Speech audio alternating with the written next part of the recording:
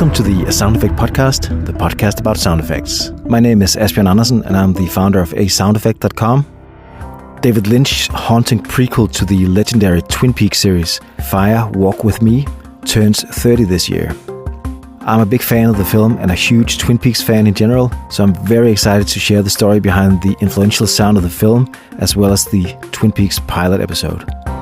In our brand new A Sound Effect interview with award-winning supervising sound editor and sound designer Doug Murray, Jennifer Walden talks with him about the sound of the Twin Peaks series pilot and how that process influenced their approach to the sound on the Fire Walk With Me film. They also discuss how the technology at the time played a role in their approach to the sound, working with David Lynch, the film's impact on the use of sound in filmmaking, and how the process of Fire Walk With Me changed Murray as a sound designer. They also dive into the sound for specific scenes and much more. Hope you enjoyed the interview, and before we get to that, let's hear some of the latest releases from the independent sound community. Ultrasonic Insects by Nicolas Tito features ultrasonic recordings of insects from both France and Madagascar.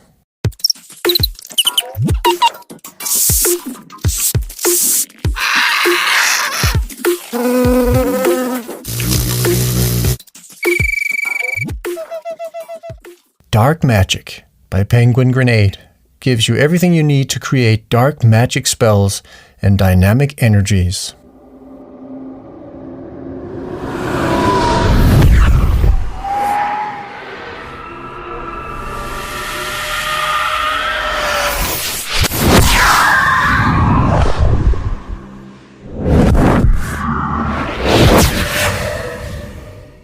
Urban Decay by Gladestock Studios gives you 16 designed surround ambiances for empty urban spaces.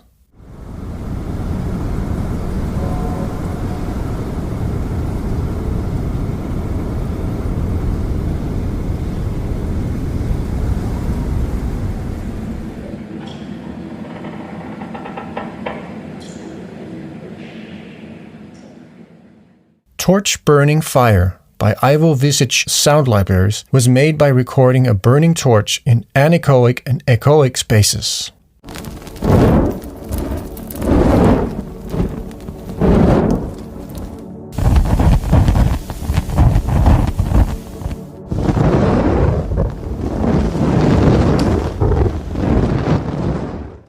Blimp Airship by Sound of Essen is a real rarity. Recordings of a rare blimp, including engines, some specifics, and a flyby.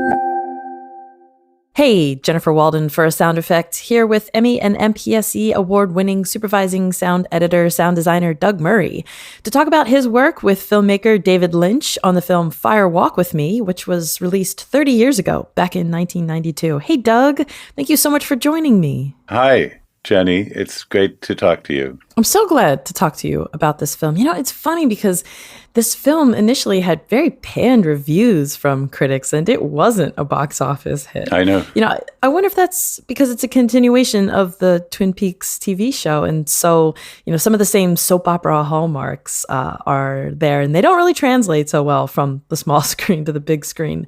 But Lynch, you know, he created this unique nightmare reality for Twin Peaks, and that certainly continues into the film.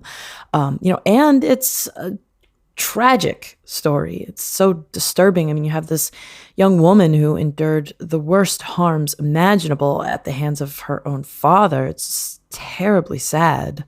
Yeah. Oh, it's so sad. It's heartbreaking. It's a topic that is, is kind of incest and sexual abuse is at the heart of the mystery, and it's very powerfully done. I think Twin Peaks, a lot of it was kind of hammed up, the performances, and they were using a kind of soap opera style at the same time as it was a David Lynch movie at heart. The film seems not like, say, Blue Velvet or Elephant Man, which have more naturalistic performances and more convincing performances. But this film, many of the supporting characters are two-dimensional instead of three-dimensional. And I think that was a carryover from the series. And it worked on a small screen in a weekly format, but it didn't translate as well to a feature film, I think. And so that turned people off. Yeah, I can definitely see that. I never thought of this film as a film in its own right, but more of an extension of the TV show. So, I don't know if that's right or wrong, but to me, that kind of justifies the way the actors perform these characters. I think that's true. And I think, it's in a funny space between the TV show and a standalone movie. It came out a couple years after the show had been canceled, and it was released as a feature film. And a lot of people probably went to see it because they wanted to get more of the TV show. But I think a lot of people just went along to see the next David Lynch feature film. So it's a fine line. In some ways, to me, they work against each other. And the film isn't entirely successful as a feature film because of the kind of cardboard characters that we see so often in the film. I don't know. It's kitschy. It's camp. Yeah. But then it's so passionate and emotionally true. The kind of pain that she's going through is visceral. That part works incredibly well, I think. Yeah, definitely. So you actually worked on the pilot for the Twin Peaks series back in 1989. How did that prepare you for working on this film? Like, going into the film, did you have a preconceived idea of what David Lynch might want based on what you had done for the show? To some extent. I mean, the pilot had a TV pilot budget that was set by ABC, who had commissioned the pilot. So, we had like 1 week to mix it, and we had 3 weeks or 4 weeks or something to do all the sound editing and mixing. It was really absurdly short. So we assembled an amazing team for that. First of all, I should say that David asked Alan Splet to do the sound for it, but Alan couldn't because he was working on a film, I think it was called Winter People. So he was already committed to doing that. It was the first of David Lynch's projects that Alan didn't do the sound for. And Alan asked me if I would do it. And I had never worked for Alan, but I had worked at the Saul Zaentz Film Center, and Alan pointed David at me, and David hired me based on that. So I met with David in LA, and we talked about the requirements for the pilot. And I went back, and we had an amazing crew, and everybody did a great job. And we put that together. I think we had a brief dialogue premix, and then we had 5 days to mix it. But the facility gave, and we all gave David 2 extra days. So we worked through the weekend. So we worked 7 days, and that last day we literally worked until Alan showed up to start mixing Winter People, and we had to leave. So it was kind of crazy. We all were so tired with having worked, 36 hours straight or something on that last day. Wow. So at the very end, we left, and instead of doing a print master from the stems, we had no time to do that on the stage. So we gave it to the transfer room operator with instructions to combine the stems into a stereo printmaster for the ABC review of the pilot so they could decide whether to give it a green light or not. So that happened. We all went home to bed and a much-deserved sleep. And on Monday during the day, the printmaster was made in the transfer room by the transfer room operator without anybody there from the movie. And then it was shipped to LA because we were cutting it so fine. And they laid it back on the video, and David previewed it, and he went ballistic because it was so quiet. The transfer room operator had reduced the volume on everything because he had never made a printmaster before. And with a printmaster, when you're combining, 16 tracks or something, you turn them all down so that you don't overload the recording. So he did that because he didn't realize that they were supposed to be transferred at full volume straight across because they were mixed accordingly. So anyway, the ABC executives heard the track very quiet and noisy because when they turned it up, the noise went up. And so I remember being on the phone call. I was in the room with the head of the studio on speakerphone with David, just so pissed off. Oh, no. They approved the film anyway, in spite of that. Yeah. But he was so angry that we thought we'd never see him again. So he didn't want to work with Mark Berger again, who was the mixer who was in charge, which was, I think, a mistake in that Mark did such a great job during the mix. I don't know. Anyway, but he did come back, which was great. So That show was a really interesting show to work on for me. That was the first time I worked with David Lynch. It was the first time I'd worked with a director of his stature, but it was so pressed for time that he kind of just went along with what we had done. There was very little redoing anything during the mix. We didn't have time for that. Very occasionally, we added a sound or two that hadn't already been there. But it was very much what we had already prepared in advance, according to his spotting notes. So your question was it the same? I kind of expected it to be a bit more the same, but it wasn't. As I said on the pilot, we kind of prepared everything according to the notes, and I tried to channel Alan Splet's sensibilities and Blue Velvet mix, which I love so much, and make the film and the pilot be in that vein. And then when we got the Fire Walk With Me gig, and I went down and we spotted the film, and I came back and I figured it was going to be much the same. We had more time to cut and mix, so we did a more elaborate job. And having worked with David, I knew it more firsthand, what he liked and so on. And then when he arrived for the mix, he wanted to explore every scene as though what we had cut was just one option, and together come up with the sound design for each scene. And so we just picked our way through the film. We had like 3 weeks to mix it or something like that. And so he would play what we had done, and he'd say, okay, well, let's try something like what you did in the scene in the last reel, or whatever. And a lot of it was made up on the spot from the material we had prepared, but in new combinations. And the music was treated in much the same way. So it was a very different experience. And that was the central experience for me and for everyone on the film in the mix. He said it was like he was in a painting studio and he was making a painting. And we had prepared the paints. And he was making the painting. And that it was the most fun part of making a film was this part, because it's when you kind of brought it all together, and that he wanted to be as involved with that part as possible, personally. So not to just like mix in the stuff we had prepared already for him, but rather examine every element and make new elements on the spot. Yeah, and that's been one of his core philosophies when it comes to sound, right? That the sound designer isn't someone who just makes sound effects. It's having like complete creative control over the entire soundtrack, like music, dialogue, and the way that everything plays together. So I had done this interview with Ron Eng and Dean Hurley on the sound of Twin Peaks: The Return. And in that interview, they said to David, the sound designer is essentially the director of the soundtrack, which is what he is on all of his films, right? Yeah, totally.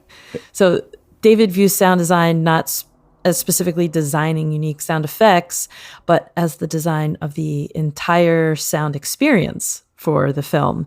And so, was that his philosophy on Fire Walk With Me as well? Like he really wanted to be hands-on with the sound of this, right? Yes. So I'll tell you a couple interesting things apropos of that observation, which is on the pilot, there was a score that had been prepared, and we had 3 mixers on the film, Mark Berger doing dialogue, we had Richard Beggs doing the music, and we had David Parker doing sound effects, which is amazing for a TV pilot. But anyway, very tragically, Richard Beggs' daughter had died in a car accident a week or 2 earlier. Oh. It might have been a bit longer than that, but it was very recent. He arrived at the mix, and we started the final mix, and the first scene in the movie, we see a dead body of a young woman.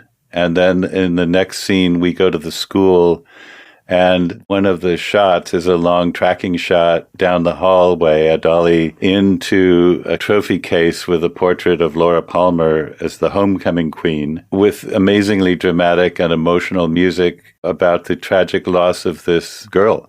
And Richard just couldn't handle it. It was too close to his own grief. So he couldn't continue working on the film. So we, of course, said, we totally understand. It makes sense that you should not be here right now. Don't put yourself through this. And so then he left, and we were sitting around thinking, okay, now what do we do? Yeah. And Mark Berger suggested that David be the music mixer and that he take over that role on the film. And David did, and he grew into the role very quickly and loved it. And he has been, apparently, from what I understand, he's been the music mixer on everything he's done since. So he was very involved in the sound production for the pilot because of that, hands-on. But he was not as involved with the sound effects because he didn't have time. We didn't have any time for that.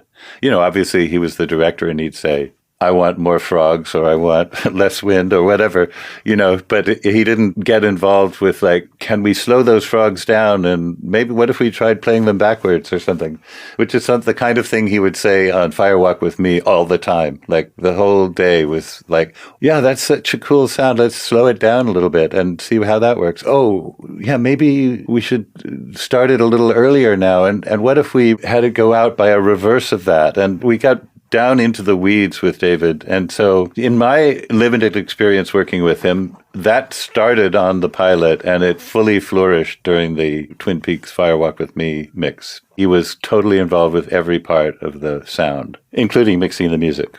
That's amazing. And, being a sound designer yourself, what was that like for you to have a director come in and want to get so down into the weeds of the sound design and, be so involved with it? I can't imagine anything more rewarding than having the director be that excited about what is my job, to want to get in there and roll up his sleeves and work right beside me and work together so closely with such an amazing creative genius as David Lynch. I just totally dug it. It was one of, if not the best experiences I've ever had working on a film mix. And how did you prepare for working that way? Did you, show up with everything you could gather? Because we're talking about early 1992, right? Is that when you guys started working on this? I think we may have started at the end of 91. It went to Cannes in 92, I guess. And so that was the deadline. And we worked right up to Cannes, and then he went to Cannes with it, where it was booed. Yeah. He showed the film to the guy who was the head of the Cannes Film Festival, who came to LA. And we kind of did a rush through maybe and did a mix of the whole film. I guess we had thought we had finished the film, and then the French head of Cannes came to see the film because it was going to be in competition, I think. And he didn't like it. And he gave David notes on the film. And David did some of those notes. I think David didn't have a lot of feedback up to that point. He never does, audience screenings or anything. He made the film on his own according to his imagination of what it should be like. And we finished the film. And it was longer than it is now. And it was much more violent at the end during the murder of Laura Palmer by her father. Sorry, spoiler alert. Yeah. Hopefully people have seen it, but they've had 30 years, right? Yeah, that's ample time, I think. So it was brutally violent, the murder scene, and much more sound effects driven. And it was much longer. There was a lot of stuff with Chris Isaak. There was a lot more David Bowie stuff. And back in Philadelphia, they probably cut, half an hour out of that kind of stuff and a few minutes at the end too. It is still kind of two movies in a way. You get the intro and we don't see Laura or Agent Cooper at all for, half an hour or more. And then it's all about Teresa Banks and what's happening in Philadelphia. And then we cut to a year later and we're in Twin Peaks land. And it's like two movies almost. Yeah. They do obviously come together. But I think what he decided to do was literally only use the part of the first part that was necessary to lead into the second part, as opposed to all of its own developments that had been there, around the trailer park and so many scenes, many of which were really great. But I think you can see extras of deleted scenes on some Blu-ray volume that was released at some point. But they used to be part of the film. And as I said, the ending used to be much more violent.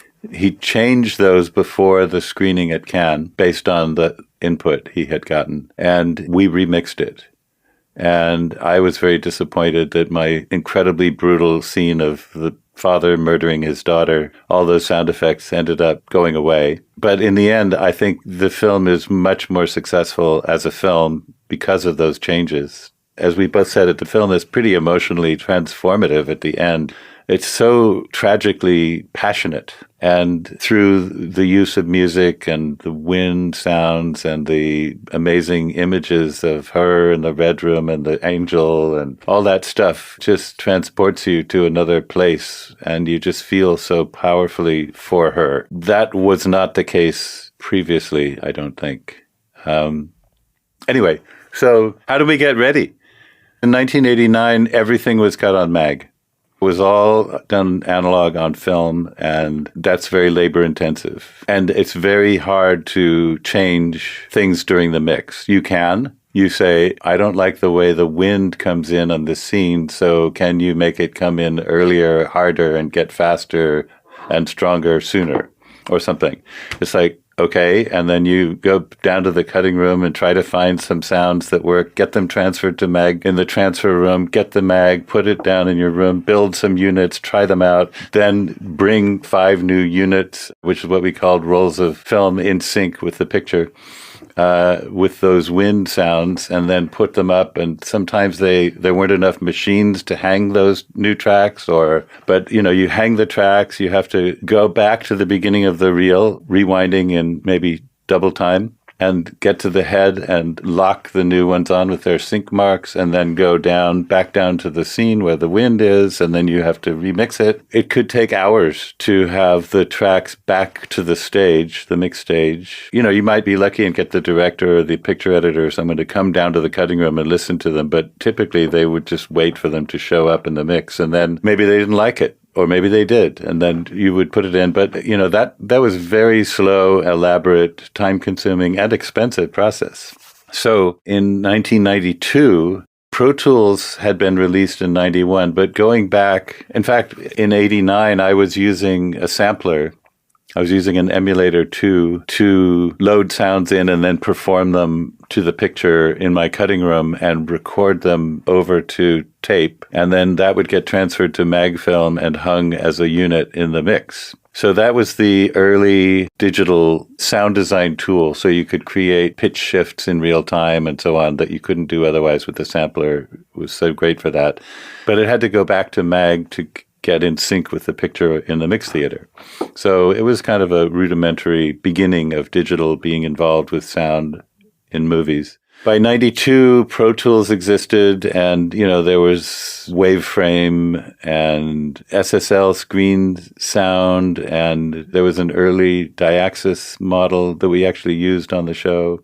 I had Pro Tools working in my cutting room then, and I had the sampler. We had a Diaxis, and the music editor had an SSL screen sound, which was so cool. It had a light pen. It looked like the images from the 70s when people were working in labs, computer labs with light pens on CRT screens and stuff. That's what she was using, Laurie Eschler, the music editor. It was so cool. It had 8 tracks and a hard disk for storing all the sound. And then it had a cutting thing, much like Pro Tools. So on the mix stage, knowing that David was going to want to be able to change things in the mix, for the very first time on any movie I worked on, we had brought the whole sampler thing up to the mix theater and set it up. I had a little workstation in the back with an emulator 2 or 3, and then a bunch of magneto-optical discs with sounds that we had created for the film that I could load into the sampler memory, which might have been,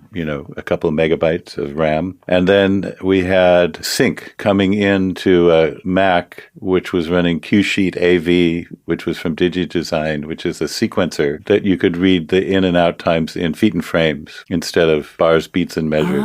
So, we could say at 300 feet, there's a door slam. So you could hit a key, put the sequencer into record, hit the key that has the door slam sound you want, and then it would record into the sequencer, and it would be at that footage. Then when you went back and played through, it would play again. During the mix, we would use the sampler and you could build up a bank of necessary sounds like winds, and it took time. It was not fast, right? But it was a lot faster than going to your tape library and taking them to the transfer room and getting them copied over to magnetic film. Yeah, for sure. So we did that. I was in charge of running the emulator on the stage. And then, we also had, the dialogue was all cut on mag film, and I think the backgrounds, we had done the backgrounds using the Diaxis as a kind of experiment. I don't think Pro Tools was ready for prime time exactly yet. I mean, it worked, but it crashed a lot. So we used the Diaxis, which was more reliable for cutting the backgrounds. I had an amazing team of people. Donnie Blank, that's his pen name. His name is Donnie Miele. So Donnie had written a program called Alchemy, which was kind of like Sound Designer, but it was more powerful in manipulation of sounds in the computer. So you could do all kinds of weird manipulations and sound design work in the computer. And then it was good about sending sounds to the sampler. So you could have a library of sounds. You could play with them and then send them to the sampler and then play them back manually, performing them, or with cue sheet programming them, and then they would play back. So Donnie lived in San Francisco, and he worked on the film as an apprentice sound editor, and he did an amazing job. He designed the sound of the fan that is so signature to the film, the one that goes woof, woof, woof, woof, woof, woof, woof. So that was Donnie's big contribution to the sound design. It was so great.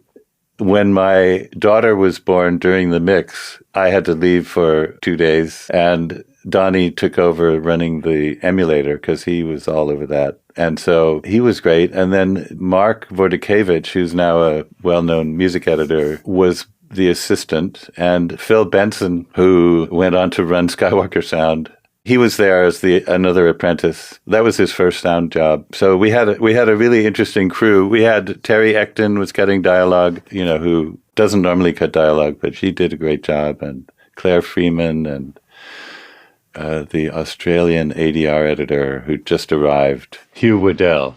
He handled all the editing of the backwards ADR, which was so much fun. Anyway, those people, most of them were working on mag, but the sound effects mostly were done digitally. And the benefit of that was that we didn't have to rely on the transfer room, except maybe to transfer finished pieces that we had done fixes in the cutting room and transferred to mag so we could hang them rather than play them back on the emulator on the stage, because it was busy doing other things that David was in the middle of working on. So it was a mixed thing, but mostly the real-time work was done with the emulator. So we had cut sound for everything in the movie by the time we got to the mix. And David didn't throw it all away. We threw some of it away and we augmented it with new things. A lot.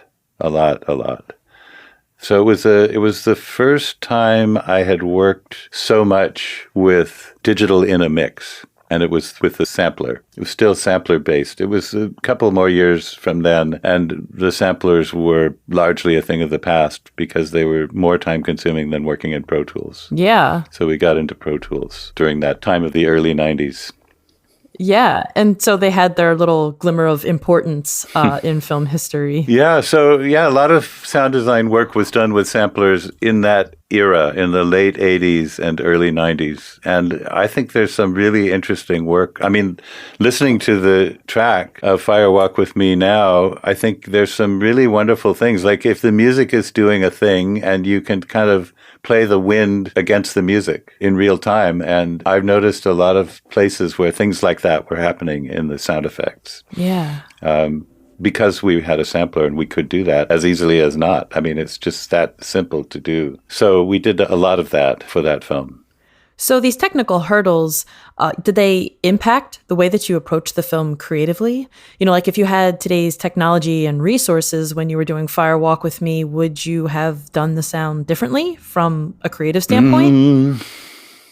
I suspect that Dean and Ron had a similar experience, even with all the new technology to what we did. In other words, I imagine that if we had, like nowadays, we cut and design and premix in the box and bring that to the mix. So David would have heard a more fully realized sound effects treatment for the film. But that would not stop him from wanting to put his own mark on it and make it more like his own vision of what.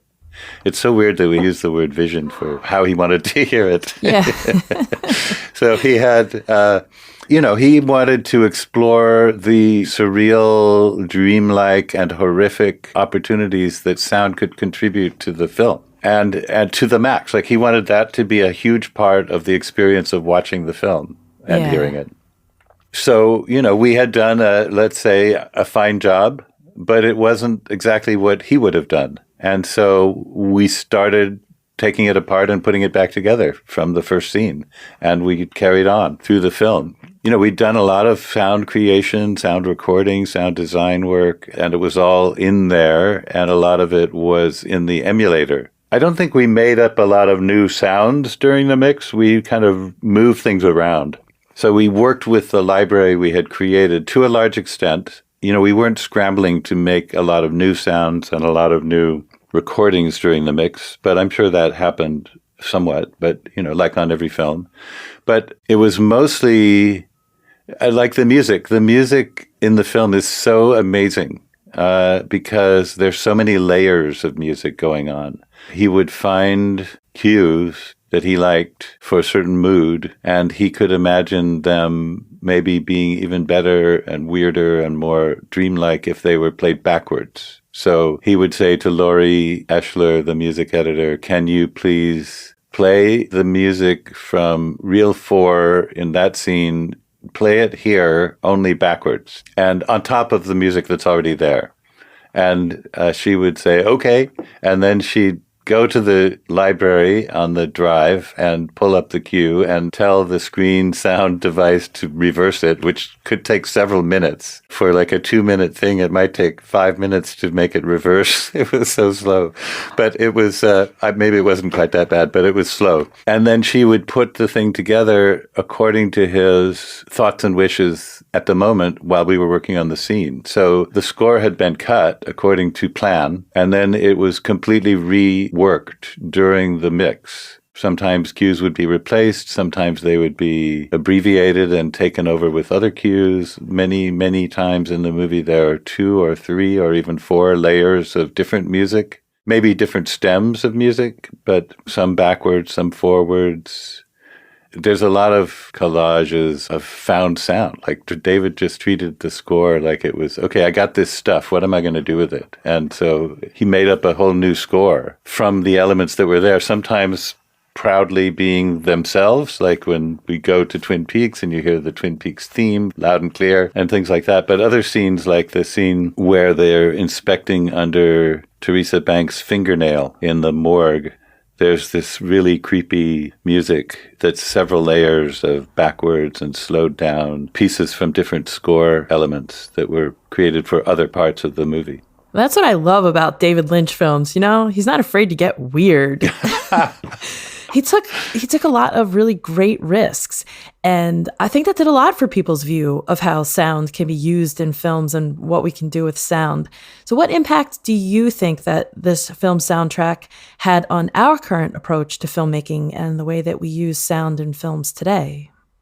Well, that's a really good question. I think it made a big impact on people who were interested in sound for film. So, even though the mainstream audiences for movies at the Saturday night at the movies kind of didn't flock to see Twin Peaks Fire Walk with Me when it came out, but people who did see it, who were into sound, were blown away by it because it is so daring and so powerful in so many ways with music and sound and editorially, thematically, very powerful film, but not to everyone's taste. But film directors and other sound people all admire the film for all those reasons. Yeah. And a couple of directors I've worked with a few times since I did Twin Peaks, one of them hired me because I had worked on Twin Peaks and because he wanted to bring that kind of Lynchian sensibility to the film.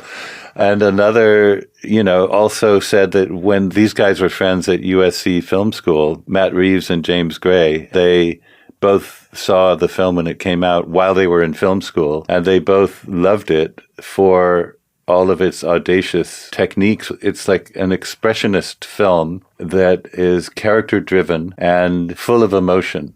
And it feels like a powerful film for those reasons. And a huge part that makes it so cinematic is because of the sound sucking you into a powerful, dreamlike experience. And so I think those guys and a lot of other directors have adopted a certain amount of that sensibility in their own work. I don't attribute all of that to this one film's influence, but I think it was a powerful example of the kind of films that you could do with the technology and the distribution now with Dolby Stereo. You could have bigger dynamic range, a bigger frequency range. You had surround sound now. You could have all these things and you could use them to tell a story in a powerful way. So I think the time was right for a film like this to come out. And David was a visionary in film storytelling techniques. And he laid it all out on this film, and in a way that people hadn't seen before. And I think it did have a big impact.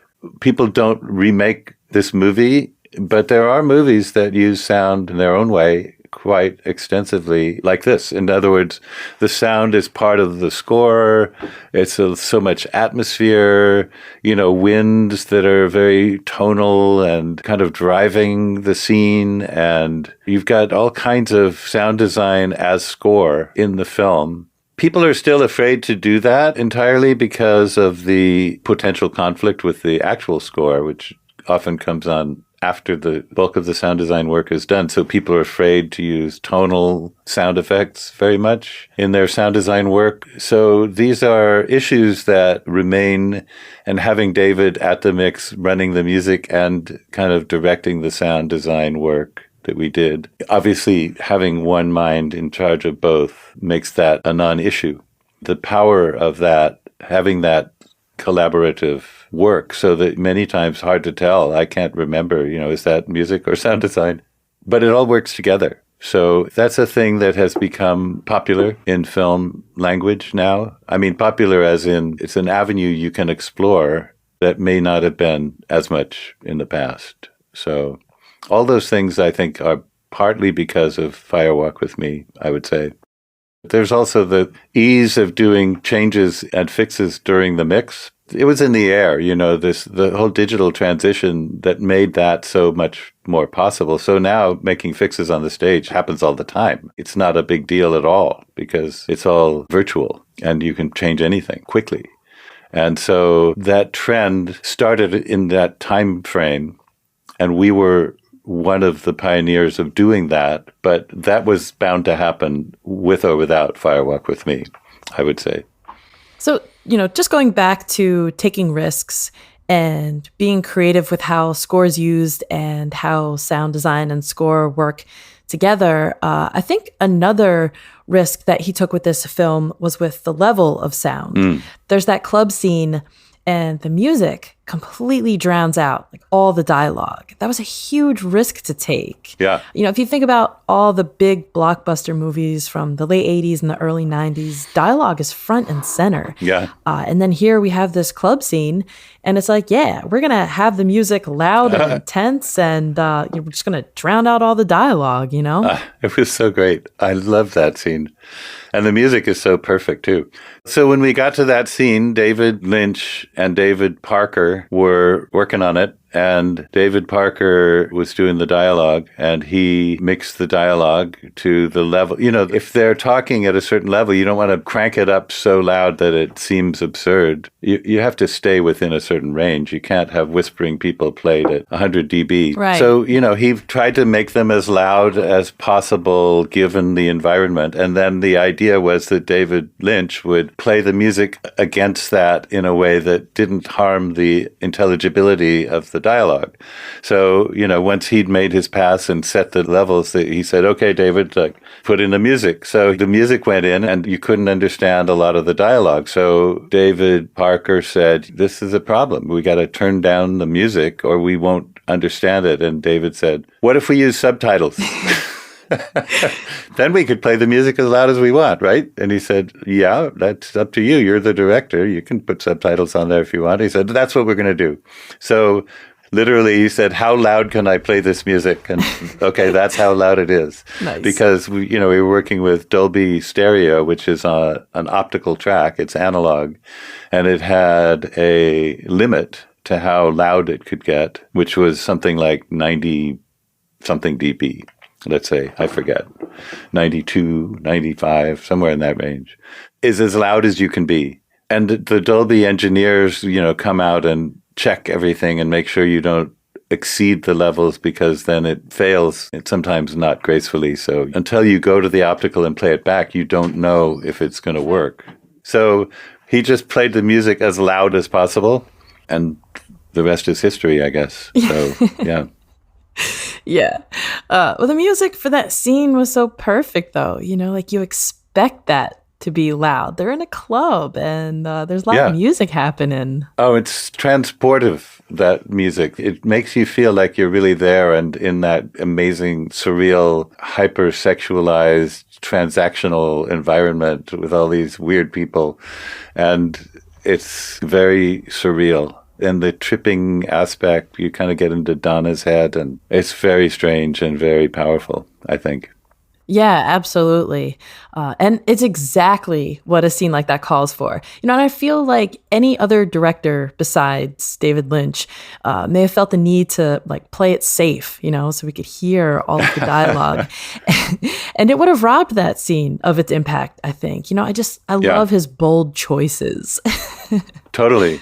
The big technical problem we had with Dolby Stereo in the movie was at the end, where the wind comes in when she's being murdered, and then we go to the Red Room and the angel and the sort of synth organ music is playing, and there's a kind of a religious, spiritual, life after death vibe going on that's very tragic and very powerful. And that too was played as loud as possible. And the wind sound passed muster with the Dolby engineer technically, and it was sent to the lab where it gets transferred to optical.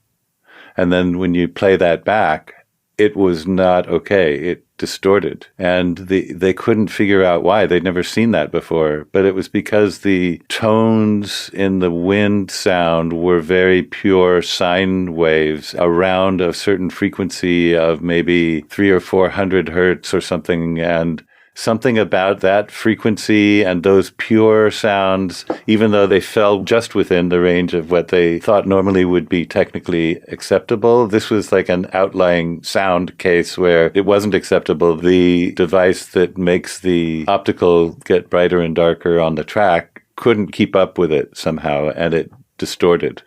So we had to remix that lower so it would translate to optical. So we got David back for that. And was he disappointed that it couldn't be at the volume that he wanted? Oh, yeah. But, everyone is very disappointed when the technology can't do what you want it to do. But you kind of have to live within that. And there was another interesting story about the ending. Once he decided that he was going to take out the sort of violent ending and put in this spiritual, religious kind of ending, he found a piece of music, which was Cherubini's Requiem in C, conducted by Riccardo Muti, who's still an active and quite famous conductor. So he had this recording, and he decided this is what's going to go in there. And then they tried to get the rights, and Muti said, "I never let my music be in a movie. It degrades it."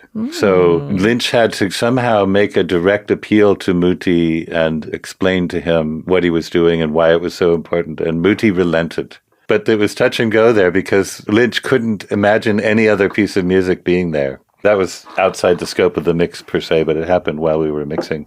Wow. What a change from filmmaking today, right? I mean, lots of composers are like, yes, use my music in your films and or games and TV shows. Yes. I mean, for a composer to say oh no, that would degrade the quality of my music. Wow. Yes, my music is above cinema. I don't want it tarnished. Yes. Wow, that's crazy. I know. So I guess there's just one more scene that I wanted to ask you about. It's the scene in which Laura and her father Leland are being pursued by this truck, and it's driving erratically behind them. The driver's doing a lot of honking, and then drives around the tractor trailer and like pulls up beside them, and he's yelling, and Leland and Laura are screaming. So the sounds here, right? It just creates this cacophony, this like wonderfully unsettling sound, and you feel so disturbed. How did you develop the sound of this scene and the unique musical sound design here?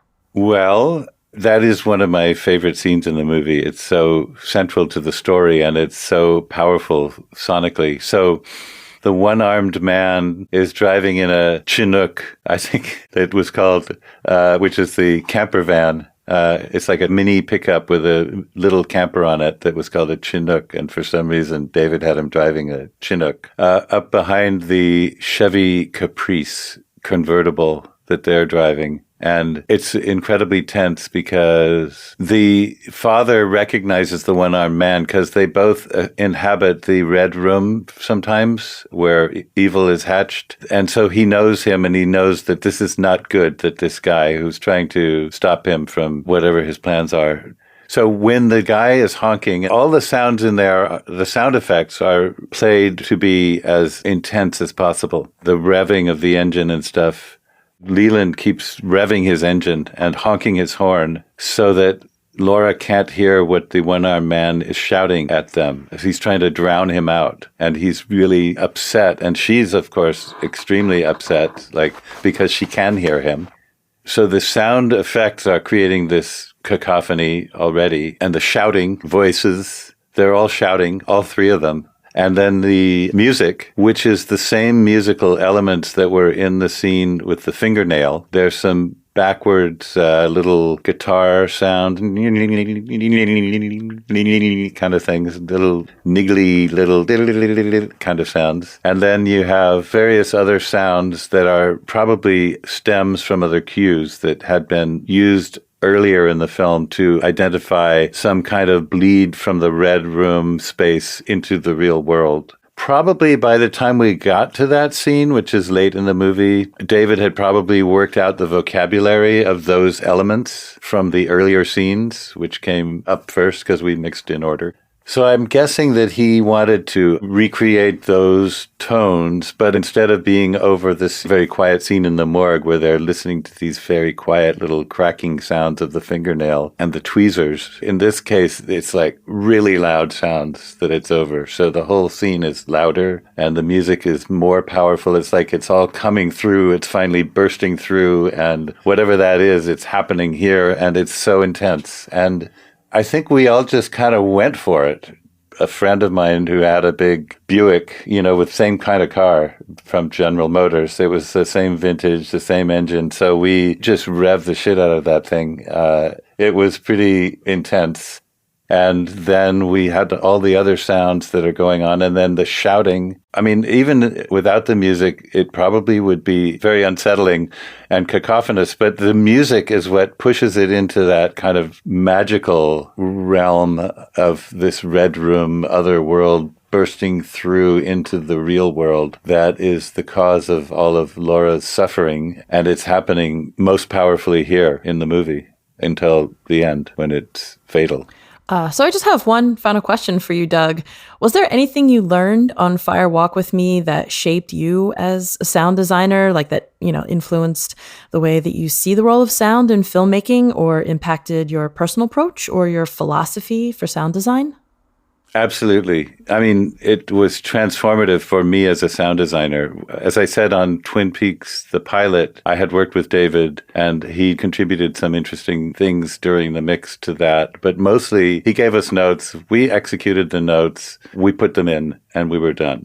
And this film, we composed and crafted the sound design for the film together with the music in the mix with the director in a way that was the most creative possible approach to working with sound. And I have tried since then to recreate that experience on every film I work on. which I didn't really know was possible before. It seemed more cut and dried, like you sit there and the director sits over there and the music is that and everybody has their place and you don't speak up unless there's a need and everybody does what they're supposed to do. And you end up with something that's, it can be very well crafted, but it's not necessarily breaking new ground creatively or necessarily the best soundtrack for that film to help it tell its story. But I think, as most people would acknowledge, the impetus for pulling all those strands together really has to come from the director, and it has to start before the film is shot, even. Like, as Randy Thom is very fond of saying, you have to go into the movie knowing that sound will play a big role in telling the story so that you shoot it accordingly. You don't have people explain in words what's happening. You leave gaps and you create moods and tell the story with sound,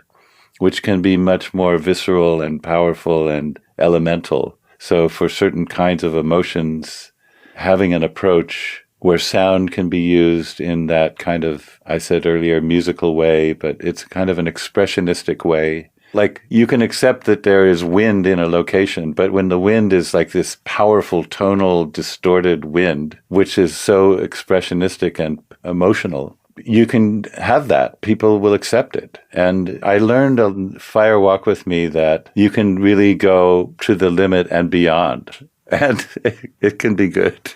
You don't have to hold back and be tasteful and stick to the codes of the medium.